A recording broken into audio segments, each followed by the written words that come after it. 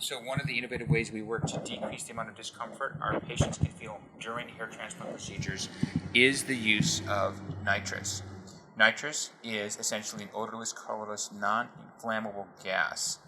And what it does is its inhalation, typically what we use in our office is a 50-50 mix of oxygen and nitrous, will essentially create a sense of euphoria. That's how nitrous got its name as laughing gas.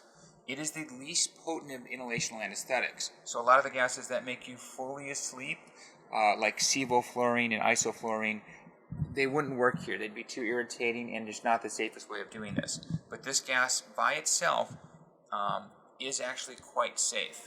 And what it'll do is it'll provide a mild degree of sedation. It'll also help with pain. And the benefit of this is that it's going to decrease the amount of pain medications you're feeling.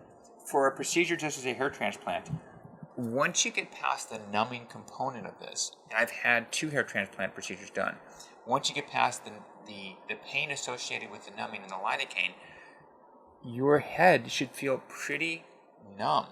And the beauty of this is we just have to get a few moments of pain relief.